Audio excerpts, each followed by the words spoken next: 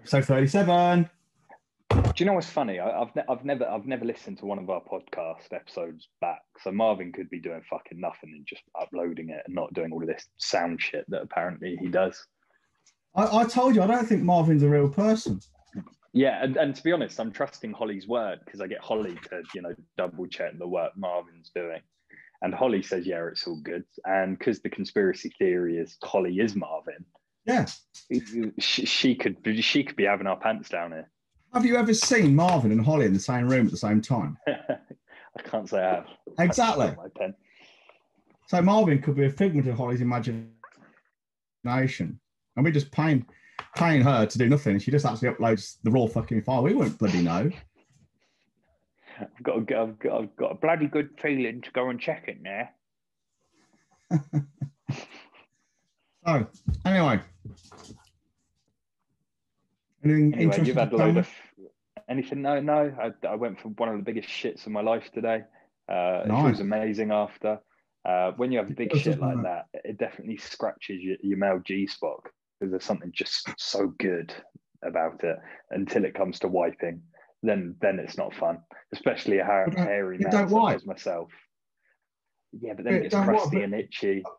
And then you itch it, and then your fingers smell. And be a real man and assert your authority and just pull your pants above your shitty ass.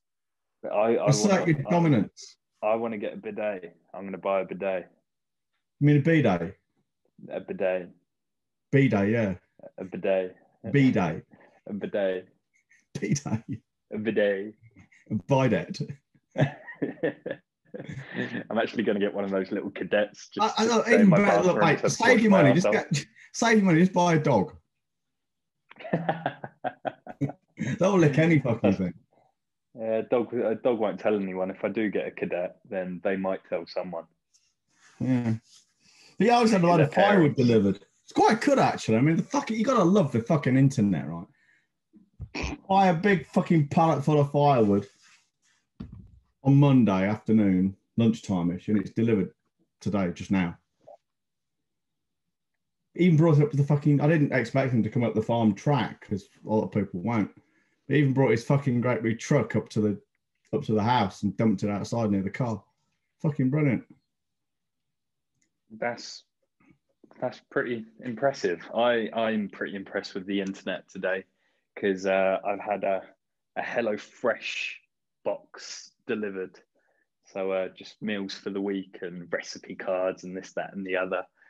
You got to cook it yourself, obviously, but I couldn't be fucked to do like a shop or anything. And everyone's like, oh, you wait until you have to cook dinner every night. It's like, well, you fucking idiots. I'll just get everything delivered that I need. Like, just choose everything that takes less than 10 minutes. Is this stuff all fucking calorie control and nutrient? What is it? What do you mean? Well, I mean, are you following? Because some places do it. They'll put you on a, you can stipulate your calorie count and diet and things. No. I was going to say, because if it was, you want your money back because you're still a fat cunt. That being said, today I had 3 slices of Worcester sauce, cheese, and red onion on toast. No, what are you doing? Enormous shit, mate. It was so good. It was so good. I was so cold. I'll tell you what, I just needed something hearty. It does take a lot to beat a nice piece of toast with cheese on it. Oh, it's so good. I mean, especially with a little bit of Leo Perrins. Fancy fucking meals you can do, but a good old cheese on toast. Can't beat it. Oh, cheese and toast and a cup of tea I had for lunch. It was do you have sugar in your tea? No. Sometimes as a treat, but no, 9 times out of 10, no. I'm more of a coffee man anyway, so if I'm having a tea, it's usually because I want a biscuit. What the fuck's that? Yeah, you and your fucking Ponzi coffee. No, not Ponzi coffee. I sent you coffee. You do have fucking Ponzi coffee. I've still got it. No, yeah, and you never used it. I did. I tried it once, and it was all right, but for some reason our coffee grinder's disappeared. I'm going to get another one. The caffeine on it. I love the coffee that I get because the caffeine content is so high, like 4 times higher than fucking supermarket shit. And I just get buzzed off my tits. Well, maybe you should start trying it again, drinking it again. You might get some fucking work done then. You're a funny cunt. What have you done today? What have I done today? You mean apart from fucking sort out the running order of this podcast, write a load of fucking words in the book? You mean that? So fucking reviews, video. You wrote down. Fucking hang on. I haven't finished telling you what I've done already today yet. Uploaded the fucking midweek. I wrote and recorded the video for the midweek musings and uploaded that. You mean apart from those things? Apart from fixing a fucking website issue? Apart from those things, you mean? That should take no more than an hour and a half. Well, I don't see how you can possibly say that because you seem to spend all day and do nothing. Hey, I'll show you my LinkedIn. It's popping. It's popping. I've been generating money whilst you fart about with. How many sales have you made? How many sales have you made? How many have you made? No. Don't start that one. How many sales have you made? What, from LinkedIn? Today? No, yes. No, I was starting the say that again. Process today. Say that again. Sales is a process, not an Say that again. You of all people should know no, stop prevaricating. How many have you made today? How many have you made today? No sales today. No sales, right. So you're not actually making any fucking money at all, are you? Sales is a process, not an event. You have not made us any money at all today. Tomorrow. You won't be saying that, and you'll be on your knees. It's always fucking jam tomorrow with you. It's always jam, never jam today. Hey, why don't you, go and finish that fucking book that we've been waiting for 8 months now? Because I'm too busy trying to do other things and fixing all your mess that you make. I don't touch the websites anymore, so that's your own mess. Oh no, it was a security issue on the server side, which I sorted out. After we fucked off those argumentative top spots. Oh God, I'm going to say a word to you now that's going to make you grit your teeth and shout and scream. You ready? Logo. I'm ready. Logo. Oh fuck's sake, Jesus Christ. Honestly, for the listener, right? For the listener, we have been trying now for about a month, possibly more, to get way longer suite of logos done. And it's just we got a refund from one twonk because it was just utterly fucking crap. So bad. So if you're a logo designer listening to this, by all means get in touch. John, Jon, at growyourbusinessfast.co.uk. Fix our paint. Yeah, how difficult can it be? I've engaged a handful of designers. Some of them didn't even make it past the initial hello because they were so obnoxious. One guy we did pay money to. I'd seen his work. I knew him well. I shared an office with him once upon a time, trusted him. I remember him. Was not happy with the quality of work that he delivered. Well, I saw it. I thought, and I'm not joking, one of it looked like fucking, it reminded me of nothing more than Morrison's. Yeah. We weren't best pleased, were we? No, not at all. And then now, almost as like, John does this. He's old. He accidentally leaves. And then he leaves me to it. So I just carry on telling the story. He's in the waiting room. Maybe I won't let him in. There we go. He's coming back. He's back. The times I do that. How do you do it? What buttons are you pressing? I'm hitting Control W to close stuff out of my way, and I hit it when I'm actually fucking on Zoom. Anyway, carry on, Marvin. Marvin, edit that out. Then John's back. In fact, I don't think it makes sense because I carried on talking. So as a last hurrah, we've gone to, what is it, that website that you said, let's just 99 Designs, which I've heard good things about. I've heard really good things about it and all, and we've paid what, not much, 250 quid. I think have we paid yet? Yeah, you pay up front, which is the problem with this. That's why I said. What happens if we don't like any of them? We have to. Well, we're not going to. I'd rather just walk away. They're shit. They're like a fucking tin of soup. This is what I said to Holly. I said, scrap this. These are shit. If no more are coming, like, let's just call it a day here. And she said, we can't. The money's been paid, and we have to choose one, and we can't get. No, we don't. I think that's bollocks. I was like, that's in the spec, it's like in the spec it says 30 plus designs to choose from. We've got 3. Either way, and they're all shit. Like, so shit. The first, we did speak about this yesterday. One's a soup brand, one's a meditation brand, and the other one's a shit rip-off Italian car brand. Well, I have got an idea which we can pursue offline because it means mentioning someone's name, which I'm not going to do here. But there's a couple of people I know on LinkedIn who might be interested. But I fucked him paying anyone up front, not after the fucking debacle we've had.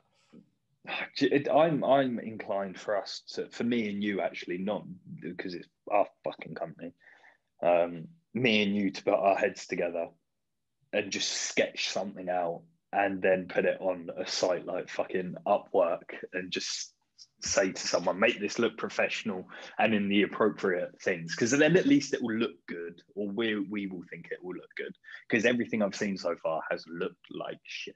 But then again, me and you have got very differing design philosophies, so that could be a lot of fun. Anyway, let's fucking move on, because I've had enough of it. Oh, graphic designers, shoot me. Fucking hate. I fucking hate graphic designers. They should be outlawed.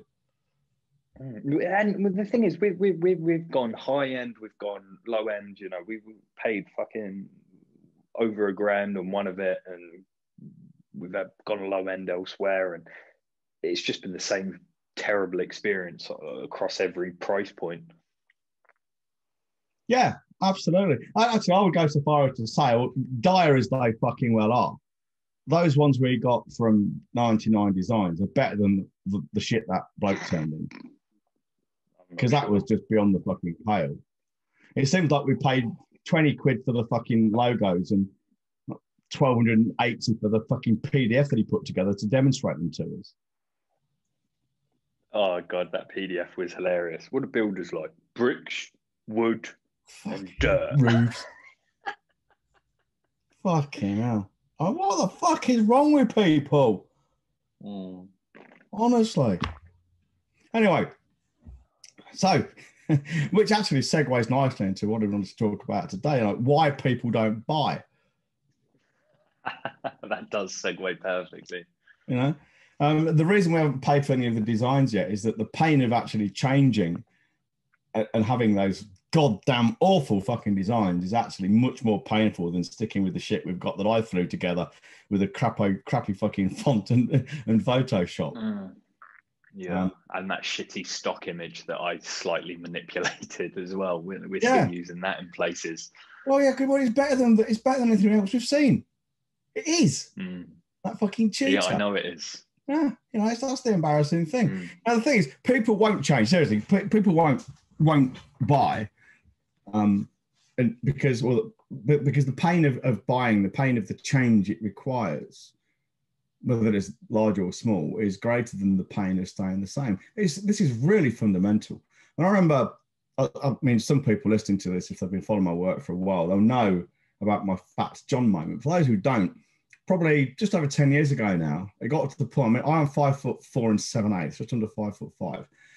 And I got to the point when I was just under 13 stone, and it wasn't muscle. I had a 39.5-inch waist. I looked like a little ball, you know, like a little pot-bellied pig. It was not a good look by any stretch of the imagination. And I remember, I knew I was overweight, and I hated being that way, but I was never that bothered to do something about it, you know, because the pain of, I knew what it would entail. I knew it would entail going to the gym and restricting my diet, stopping drinking a bottle of wine every night, which at that point, it became a habit. But what actually tipped me over the edge was just, and I've even got the link somewhere here still on my browser, in my bookmarks. It was just an article on the BBC website about a bloke who was just coincidentally a bit older than me, who'd been almost literally at death's door, had been told by the doctors, you know, if you don't lose weight, you're going to be dead within a year. I think he had a heart attack as well. And he started cycling, which was probably the important poke I needed. And I just wanted these flashes of, it's like an epiphany, you know, fuck, this is not going to end well unless I end it myself. It's like I've said before, I was actually talking about the book I'm writing. I write about it in the book about you know, business owners are trapped in a cycle. I was trapped in a cycle of my own making. And they are too. They're too busy working hard to keep the cash flow coming in to stop and take a breather and work on the businesses. It's like running down the hill and they can't stop. Or another way to look at it is, you know, imagine if you're inside a spin dryer and it's spinning, you're stuck against that wall like the clothes are, and you can't get out of it. The only way to get out of a cycle is for the cycle to be broken. And that's usually done from the outside. Now, for me, the outside influence was this website, this article. For guys in the trades that we help, for them, often the outside influence is us in a Q&A like we got tonight, or in a one-on-one call, or in a product or a service, something, you know, they'll read something from us or a critique or something, which will stop that spin cycle and get them out of it. Don't mention the name, but this morning on the calls we hold with our higher end clients, someone was telling us about how well the domestic side of things were going. Yeah. And it was operating 55% profit margin on these jobs. And you went, it's almost like we know what we're talking about. And he went, you're absolutely right, because if you told me I'd be doing this to myself a year ago, I would have laughed at you and said, absolutely fucking not. I ain't gonna happen. I would have, I ain't gonna happen, because that's not how I do things. And it took us as an external force to break his cycle of taking on shit, low margin work. Yeah, I've seen it happen loads of times in different ways. I mean, the good thing about us working in the trades is that most of them have the same problem, and they think it's different. It makes me laugh in a way, not in any malicious way, but it makes me laugh when they get in a hot seat or on the Q&A and you hear them talking, and to them, and it's quite understandable because of the solipsism, they think I'm the only one who feels this way. It's a bit like being autistic, actually. You think you're the only one in the world, but then you meet other autistic people and you think, fucking hell, thank God for that. they think only their business is unique. And of course, you and I, we've seen it hundreds of times over the years, hundreds, literally. If for me, not possibly thousands of times, I've seen clients and just people in general who've got the same problems. They can't get enough decent clients, they can't sell at high enough fees, and they don't have a pipeline to feed it all. Those three things are fucking fundamental. And that they can't get out of this cycle. They have to be broken out of by an external force, which is us. But going back to what we were saying, you know, you won't do anything. You can't break a cycle until the pain is so great, you will invite something in from the outside, or you will accept an outside influence, like I did. That article had always been there. It just so happened I saw it on that particular day, and it was enough for me to go, fuck. So that very day, I took my bike out in the afternoon. Thought of going to die, which itself was embarrassing, because I always thought I was fairly fit. It all happened my whole life, really. And although I know I was overweight, I didn't think my fitness had suffered, but it fucking well had. I was choking and coughing and puking. I'd gone just over a mile up the road. Wow. It's up a hill, but yeah, it was uphill, and it was on a track. So not really off road, but it was hard going. So about a mile and a quarter, and I was going to puke. I had to stop. I eventually got round all 5 miles, and I couldn't cycle for about 3 days because my arse was so fucking sore. But then I got back on the bike, and within 2 or 3 months, I'd lost a shitload of weight. I'd started doing the weights and stuff because a mate of mine was a UK bodybuilding champion. He gave me a routine to do. It wasn't fair, it was someone else. And I got to the point within a very short period of time when the only limiting factor on my cycling was my time I had available for it. So I was, you know, and as then you know, for the last 10 years, I've been cycling, not so much the last couple of years, it's only, the last 18 months. Other than that, the last 10 years, I've been probably cycling anything from at least 10 miles a day, and often 15, 20, depending on how much time I've got. But it took the pain of staying the same to exceed the pain of change. And that was really very simple, because it was just, I was aghast at what had happened to myself, you know. And a lot of people are like that, they're in business, and I guess it's a bit like boiling the frog. Yeah, they don't feel the pain because their situation worsens slowly over time. I bet if that guy we're talking about this morning looks back at how he was a year ago or 18 months ago and thinks, fuck, put myself back in a working day then compared to now and how much money I wasn't making, it must be appalling. But at the time, you know, you can become habituated to anything, even abuse, you know. Yeah. It's just how things are. Well, we often hear that exact phrase from clients. I'm kicking myself I didn't do this sooner, because I'm now thinking about all the sales I've made and the amount of monies I've lost on those sales. Yeah, left on the table. Yeah. Yeah, I feel the same way. Well, I mean, I don't, because I take it in a more stoic way, but I'm aware of the same facts in my own life. You know, when I was a copywriter for hire, maybe 15 years ago, 10 years ago, and I wasn't charging as much as I could. And I think now, and I could have charged more. But I don't dwell on the past. There's no point. I mean, I learn from it. I don't dwell on it. The past is a little bit like your parents, I suppose. You know, it's all right to go back and visit now and again, but you wouldn't want to go and live there. Fair enough. What if your parents? But really, you know, well, I wouldn't really want to go and visit them then, would I? That's not the point. If I went to visit my parents, right, I'd be going to this fucking shitty reservoir. Oh, I remember what it's called now. In Leicester. I'm not even sure I remember. Oh, was it? I remember we scattered the ashes. So, I mean, I wouldn't be able to find any of them. And if it did, I wouldn't be able to identify them. Oh, that's Pop, Mum and Dad. I mean, I think I've told that story before with that fucking mushroom cloud of exploding parents. You know? Yeah, you have. But yeah, I mean, this is really, really important. People don't buy because the pain you want them to experience in terms of financial outlay, work to implement what you're doing, disruption to their lives, all the things that's required to get something new. And everything new requires something. Sometimes it might be small. If you're buying a new phone, maybe the pain is small, but maybe it's not, you know, because you've got to transfer it, or you probably need a couple of hours to sort it out, don't you? But if you're really busy, you don't have that. Everything you buy involves some kind of pain, financial trouble, the trouble in going to get it, the trouble in choosing it, deciding between models, and then often incorporating it into whatever part of your life it's in. So, you know, you buy yourself a treadmill, all of a sudden you've got to think, well, when am I going to use it? When am I going to put it? All that. So everything involves a bit of pain and effort to get incorporated into your life when you buy it. Well, and if the pain that it's solving isn't greater than the pain of actually getting it into your life, you won't do it. It's fundamental. You take the path of least resistance, can't be bothered. It's not worth it, guys. It's too much fucking trouble. You know, how many times have you said that to yourself about something beneficial? Can't be bothered. Far too often. Yeah? Far too often. So, and that, if you think about it, that's just another way of us saying, it's another facet of what I often say, and that is, you know, the greater part of success is doing what others won't do, not what they can't do, what they won't do. So, you know, you want to lose weight, get a six-pack at 56. Almost anyone can do it, but most just won't. You know, and maybe they don't want to, and that's fine. But what I get frustrated by is people say they do want to, but then don't because they won't.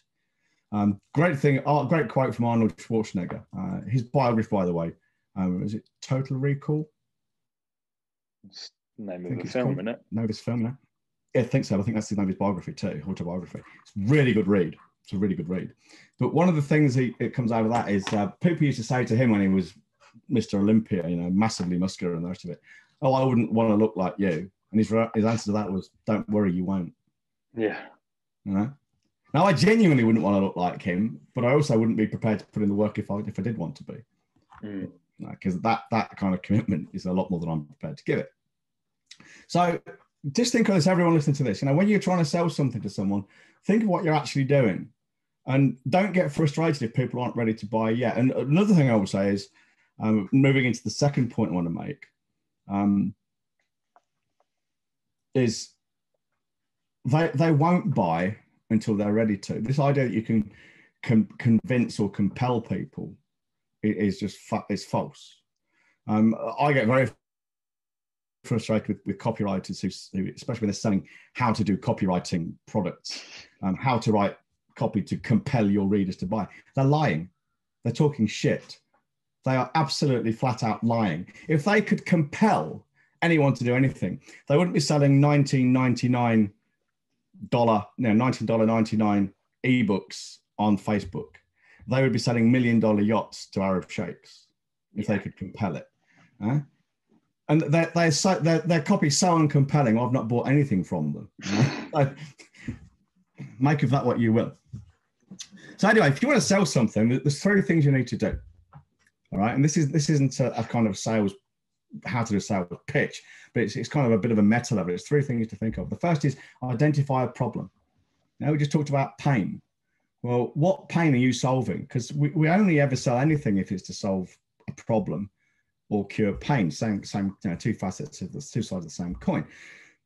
A problem is anything somebody finds troublesome. So what's a problem for me might not be a problem to you. So, for me, a problem might be, I don't know. Okay, yeah, good one. This. A problem for me might be how to deal with a sensory overload in places like shopping malls, railway stations, airports, places like that. So that means I'm in the market for things like hats with peaks and earplugs, both active and passive, whereas other people might not be. That to me is a problem. That's a pain. A pain to someone else, like say like Gareth's clients who buy very expensive golf clubs and pay a lot of money to learn to play golf, is not a problem for me in the slightest. I wouldn't give a shit. You couldn't sell me golf clubs for any amount of money cheaply, unless I could sell them on to make a profit, because I'm just not fucking interested in golf at all, ever. And indeed, what's not a problem for us now might be a problem in the future. I mean, right now, I'm not sitting here, other than for this conversation, I'm not thinking about how do I fix how do I get a puncture repair kit at this time of the day, because I've got a puncture in my bike tire.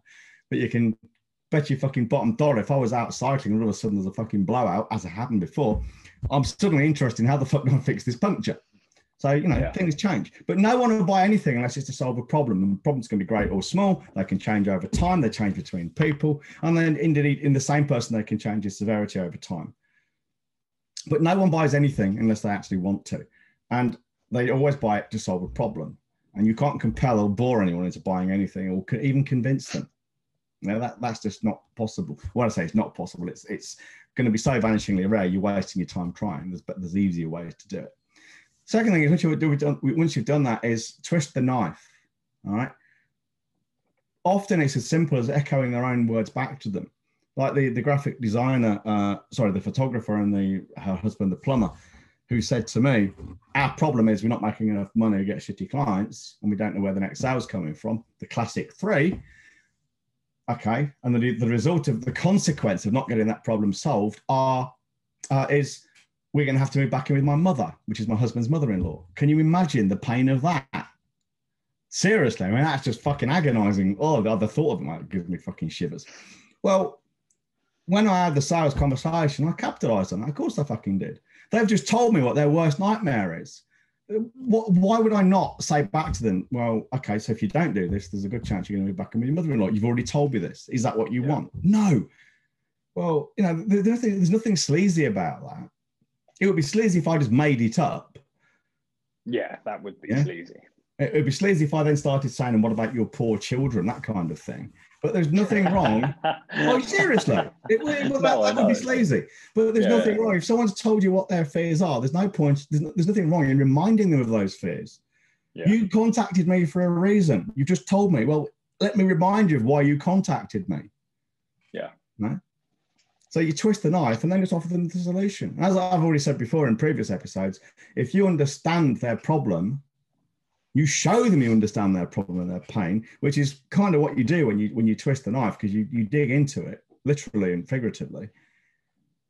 Then they will trust you know how to offer the solution. Now, this is all predicated, by the way, on you telling the truth. I mean, if you can't solve their problem, for fuck's sake, say so. If you're one of these people who sells a widget and you think it's a hammer and every problem's a nail, go somewhere else. I'm not interested in dealing with you, because we could not solve every marketing problem that comes to, or every business problem that people come to us with, because sometimes they don't have a viable business. Sometimes they've got problems we can't really help them with, such as, say, they've got staffing problems. It's not really our bag, is it? No, not if that was their biggest. Yeah. If someone, that's exactly what I'm saying. If someone comes to us and they say, yeah, business is great, systems are great, but we just can't get the right staff, other than telling them to treat their recruitment as a marketing exercise, which we could help them with probably, I'd send them to someone else who deals with those things. That's not my area. Yeah, it's like the guy I said recruiters before, the bike shop owner wouldn't sell a kid the wrong bike. Well, I won't sell a kid the wrong bike, metaphorically. Yeah. I won't sell someone something that's not right, in my opinion. Yeah. And there's no point in me being dishonest about it. You can sell something like that to someone once, but you won't make any repeat sales, and you get yourself a shitty situation. No, and you get found out very quickly. Found out very quickly, because they'll go, hang on a minute, this is my big problem. You told me you could help me fucking sort it. Well, here's the thing, you see. Here's the thing. It's quite in vogue for people to have like with Taki Moore, we were in black belt for a while, and I'm not including Taki in this, by the way. He's a counter example, which is why I'm using him. They've got this thing where they teach people like us, or they give people like us systems to help sell high-end programs of various kinds. And we've got some great stuff from Taki. Mm-hmm. Okay. But there are people out there who do a similar thing, usually focusing on coaches, and you know exactly what I'm speaking about now. He's the guy who talks about how God wants you to be rich. Yeah. They will sell this thing which is guaranteed to solve your problem. But if it doesn't, they'll tell you things like you've got the wrong mindset, or you're doing it wrong. That's deeply unscientific. It's what's called an unfalsifiable hypothesis. It works every single time if you do it right. It's not scientific. Okay, because it doesn't work every time. Not everything we do works every time. That's why we have so many different ways of doing it, and why we work with people so closely. Because you'll get someone in a situation which is subtly different from someone else's. They don't get the same results. And then it's hard work. That's why we're mentors and not coaches. Yeah. So it's duplicitous to sell people a solution which always works. It's dishonest in the extreme. And we don't do it. So anyway, that's offering the solution. So identify the problem, twist that fucking knife, and then offer the solution, assuming you actually can solve it. Easy peasy, lemon squeezy. It's not hard. It's not like my dick. But when's the perfect time to walk people through that 3-step plan? Well, here's the thing, you see. The best time to sell to someone, the perfect time to sell to someone, and this is going to disappoint a lot of people, I know, but it explains a lot of why we do what we do and in the way we do it. The perfect time to sell to someone is when they're ready to buy. It's as simple as that. Because you can egg them on a little bit. I mean, a good example might be if you're putting up your prices, you might say to people, make a general announcement. We're putting up the prices at the beginning of April, so anything you buy this month is at the old price, but then in April it's going up. And then what you will do is you'll get people, they'll buy ahead. I've done it before. There's nothing wrong with that at all. But at that point, you're still ready to buy. Now, when I just said about it, this kind of explains the way we do things, and indeed the way we teach us to do it. This is why we do daily emails. This is why we do a monthly newsletter. This is why we do a daily podcast.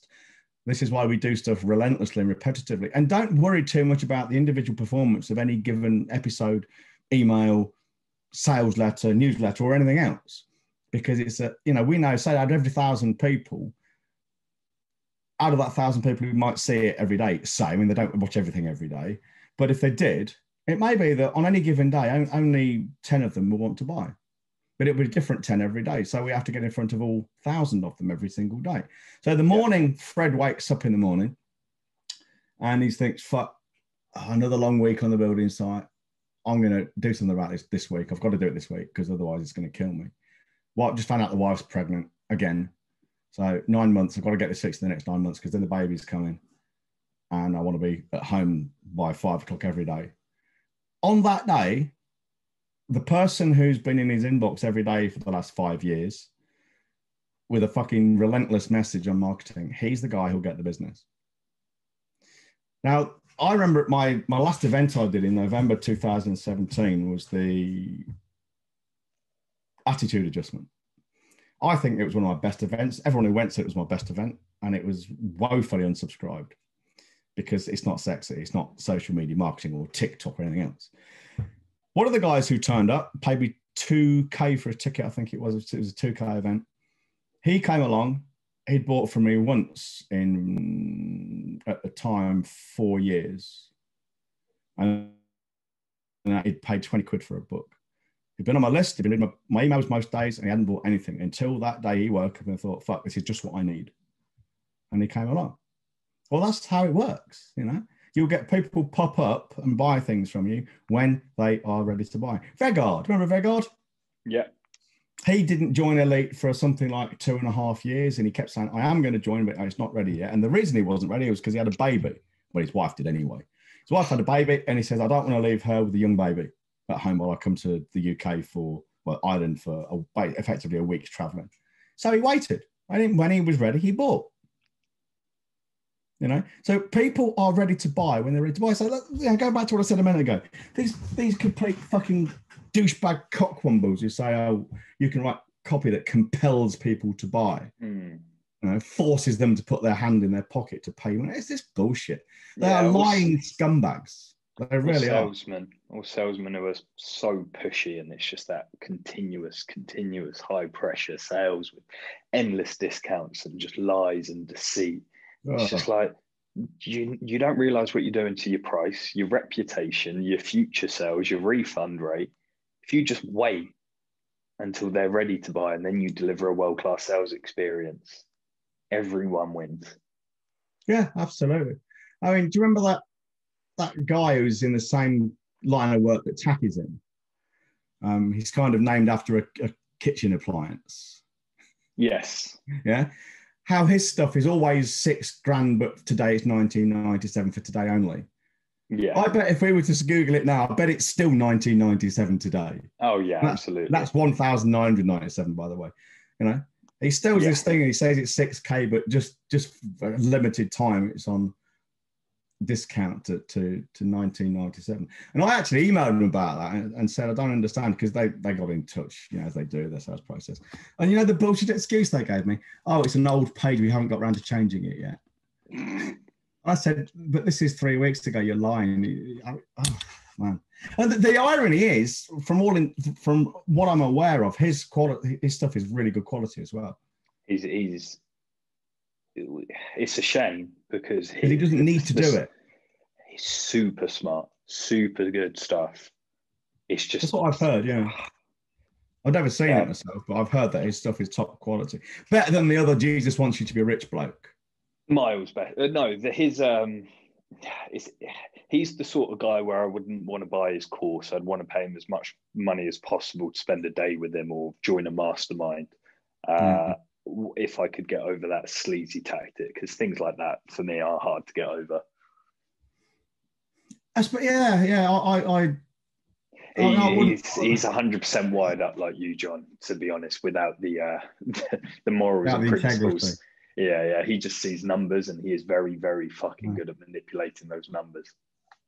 I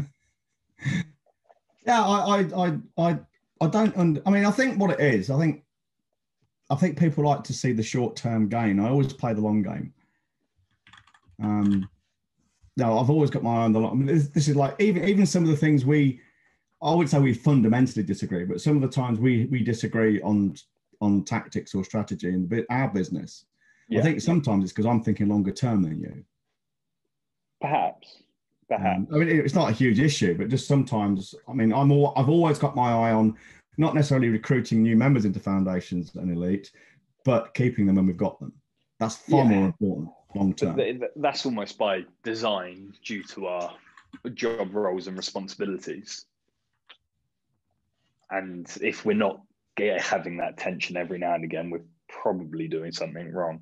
The same with Holly. I always say to Holly, look, if I'm not getting annoyed with you and frustrated with you, you're not doing your job. Because it's your job to be the parachute, the bumpers, the safety net.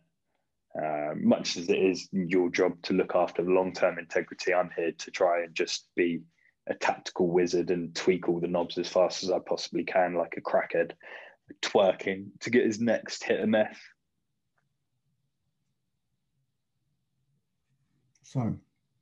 So 1 minute hate time.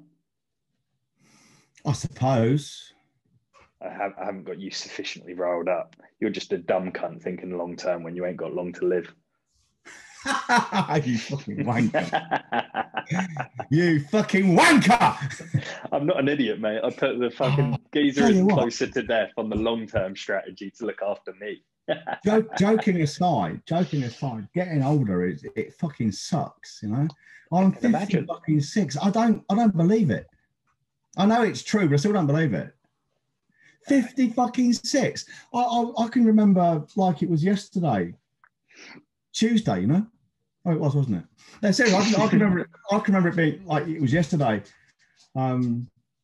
Being 16 and fucking walking with my first girlfriend across the fields, thinking, what the fuck happened? Where's the last 40 years gone? You've had fun. You've lived a life, mate. Well, I have, but it's gone by far too quickly. Well, apparently I hear on the streets, using the power of thought, not only can you fix your eyes, but you can fix your age as well. Yeah.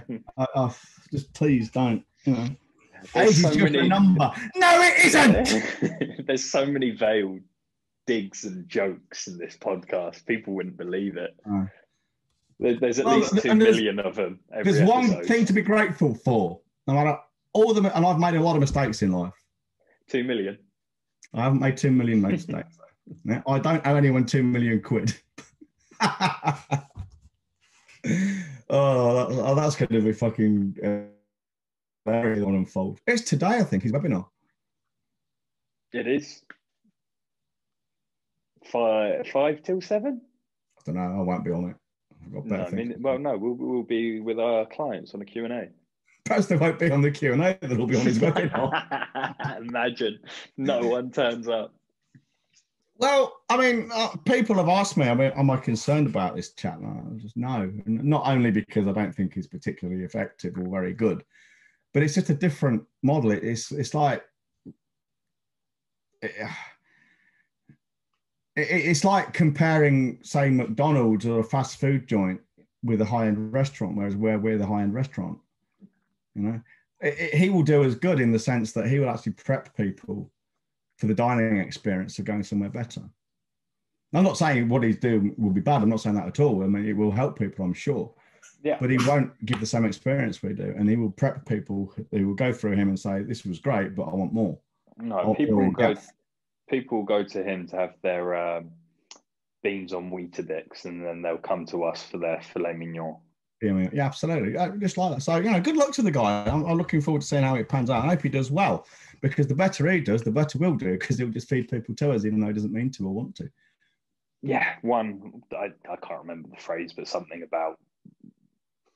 Rising tides floats all boats. There we go. That's the one. Yeah, I've made several thinly veiled jokes. I'm being stared at by this gorgeous little collie on my chair. No, Doris. Well, just get her to look at you angrily, because we need to roll you up. Doris does not have an angry bone in her body. Unless I'm fucking her. No, say that. Oh, for fuck's sake, I can't say hello to me now. She wants that angry bone. Yeah, Doris, don't come too close, Doris. I'm going to start shouting at the screen. You'll think I'm angry with you. I don't want to upset the dog. Are we really going to cancel a 1 minute hate because of Doris? What do you think, Doris? What should we do? Oh, you can't scare her. You've just fucking burped at me. I'm going to do the 1 minute hate. Oh, really? Get her away from you. Right. She's such a beautiful girl. She's so sweet. She's the most obedient dog I've ever had in my life. Her recall. Well, obviously, when they don't have to slap Doris. We were out the other day and she went after a rabbit, and I just called her once and she stopped mid-run and came back to me. That's impressive. I was impressed myself. It's all on her, not me. Anyway, the 1 minute hate.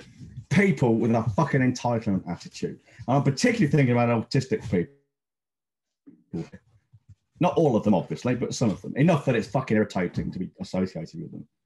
All right, are you ready for it? I'm fucking ready! Are you steady? I'm very steady. Look at that.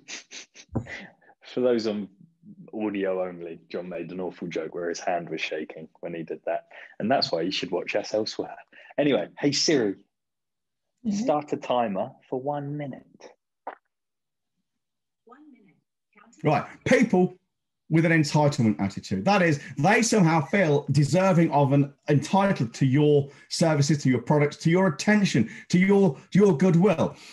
The worst of it is people who are autistic and think the world owes them something that it doesn't. A classic case of this was a woman who wrote a blog post. I thought it was a fucking joke. I thought it was satire. It fucking wasn't. She said, having a sexual partner is a neurotypical privilege. And get this, government should do something about it. What the fucking holy fucking shitting fuck are you talking about? How can the government step in and ensure autistic people can get their fucking leg over? What are they going to do? Make people have sex with autistic folk? I mean, can you imagine having sex with an autistic person at the point of a gun? It's fucking dribbling full just because they're entitled to have sex.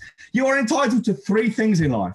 1, to be left alone to make your own mistakes. 2, to have your property rights respected. And 3, not to be defrauded in your contracts. That is it. You have no more entitlement. That is it. Hey Siri, stop. Because here's the thing, you see, people say about healthcare is a human right. It cannot be, because someone has to provide it. You know, it's not a human Nothing right. anyone else has to provide can possibly be a right. No, in my opinion, healthcare systems are about the only useful thing governments tend to do. Well, they don't even do that well. I was about to say, but they don't do it well. But that's a different conversation. No, you're not entitled to healthcare. You should be entitled to grateful for healthcare. it. You're not entitled to a sexual partner. You're not entitled. I mean, I've even seen people say, right, that having internet access is now a human right. How can that possibly be? Yeah, it's pretty crazy. It's just fucking wrong. You've got the right to be left alone. That's about it. Anyway, we've been going on for long enough now. So we have, and I need a wee. If you want to make more money with less work, less hassle, fewer headaches, serve. What's he doing? He's rattling something. Attract better clients, charge higher fees, and have the whole thing fed by a pipeline, which itself is kept moist and turgid by systems running in the background, hands off and on autopilot. You need to go to ottpodcast.co.uk and grab the resources there, as well as listen to this episode and others. You will also see that since yesterday, which was Tuesday, or Wednesday, because this is coming out on Thursday, I fixed it. There was a problem with the REST API, which I've fixed. So that's all good now. And other than that, in the meantime, stay safe, stay inside, wash your hands. Please do not cultivate an attitude of entitlement because it makes you a cockwomble, and do not shit on your fingers. Goodbye.